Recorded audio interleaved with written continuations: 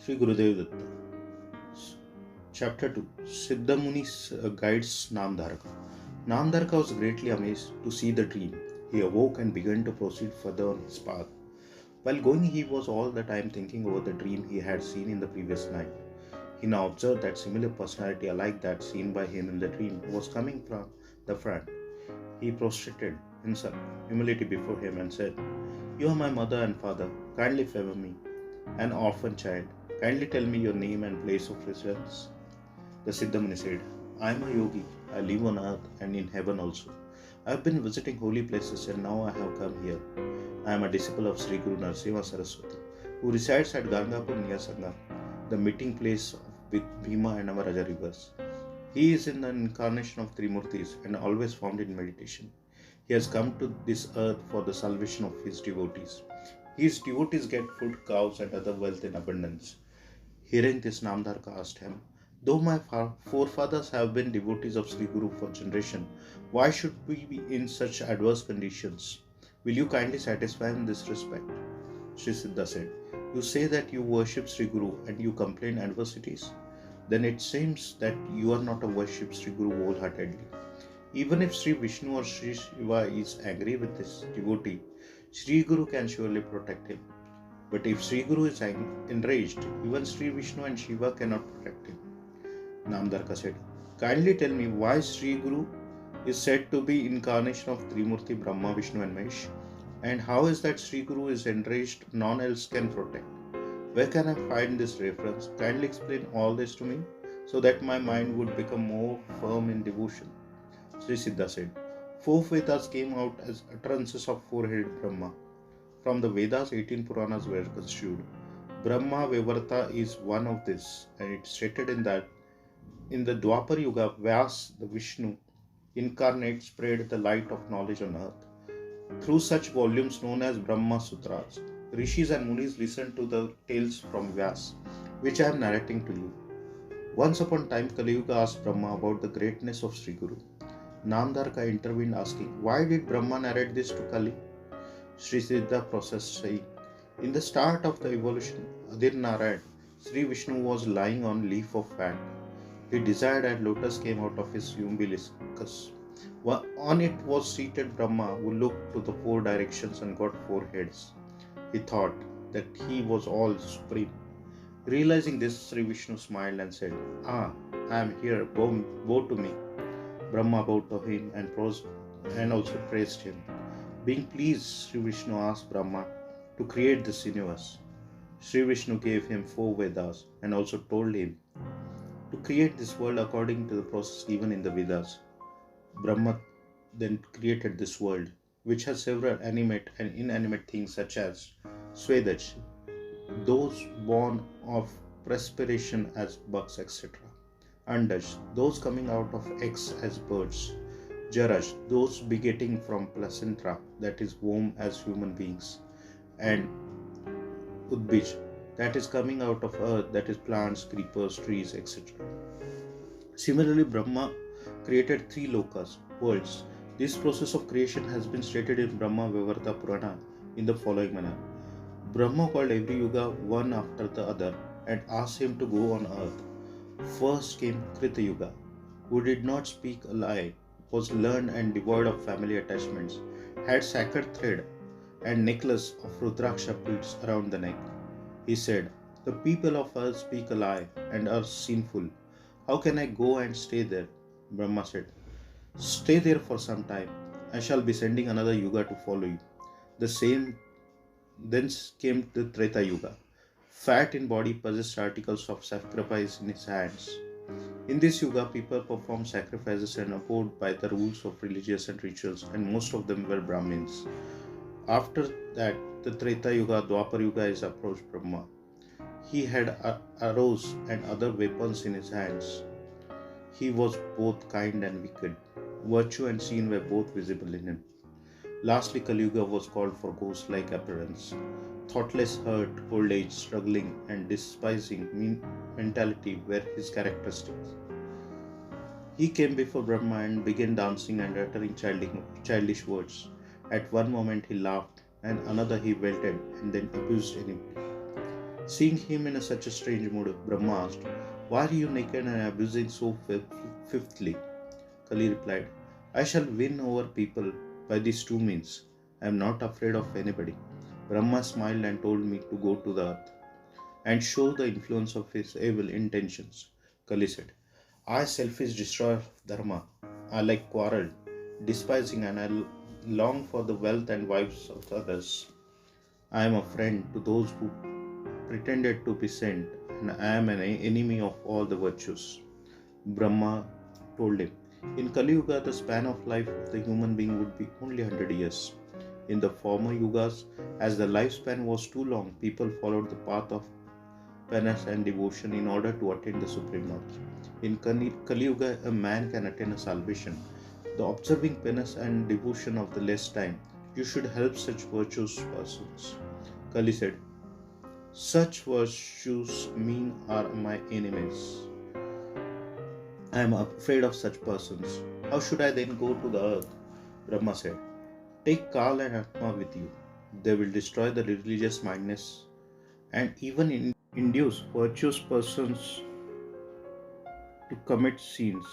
Kali said, "They are enemies who abide by the religious and are devotees of Vishnu and Shiva, who listen to Puranas, give charities, and who have a peaceful hearts.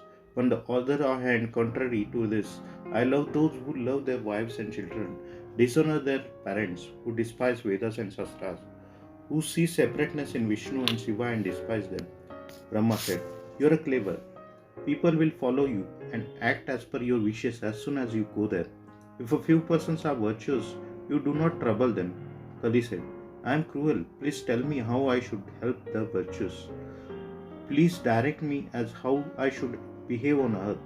Brahma said, "I am sending Kala and Atma also with you, who will direct you. The virtuous only can will you. All others will soon be your slaves." Kali asked, "How is sadhu sent to be known?" Brahma said, "Please do not harass the learned and those who worship Harihara, who serve parents, gods and Brahmins, cows and plants as Tulsi. You need not affect this." Kali again asked, "What is the importance of Guru? How he is to be known?"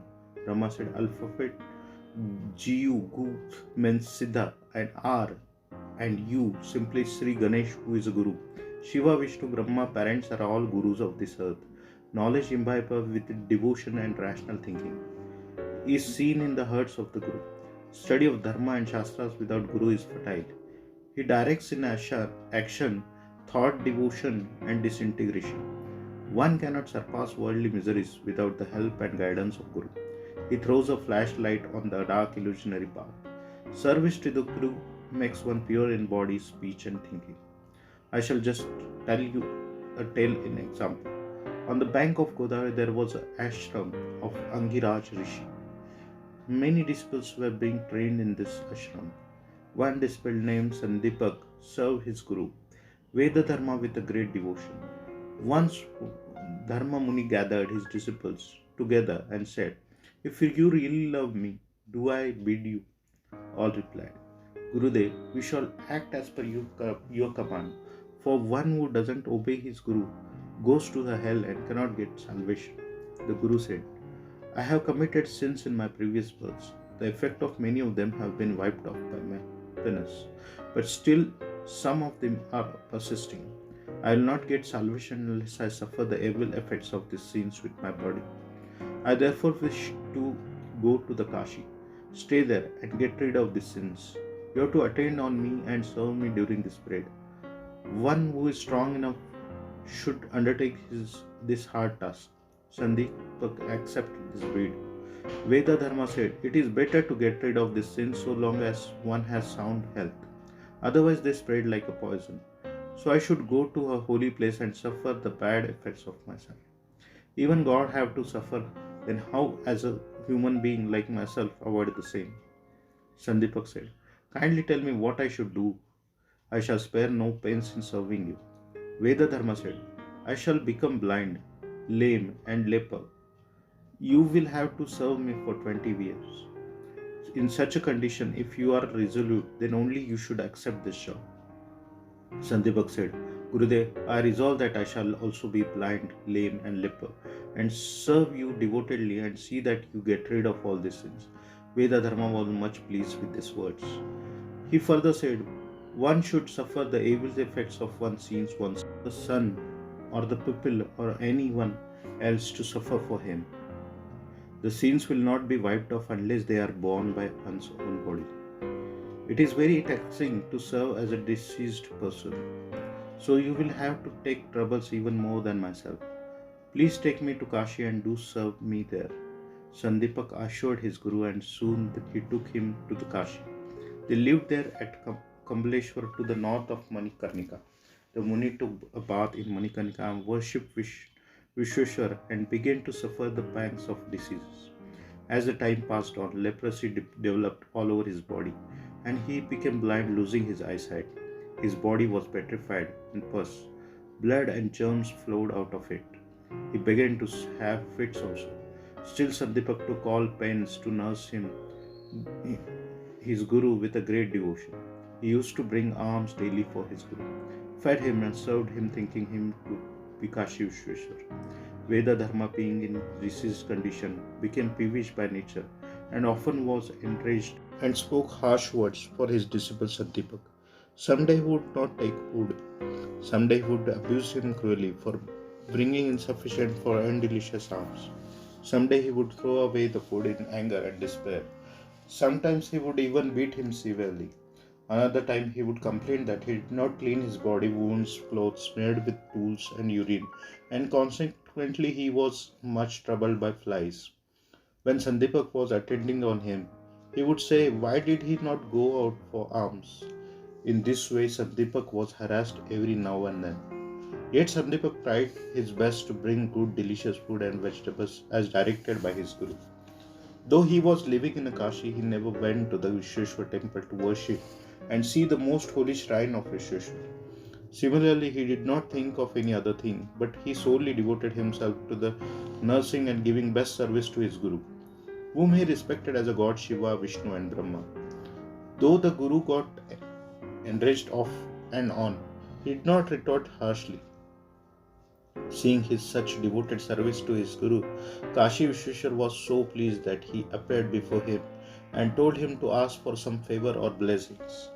Sandipak replied, without the approval of my guru, I cannot ask for your blessings. He then came to his guru and said, Kashi Vishweshwar is pleased to offer me some blessings.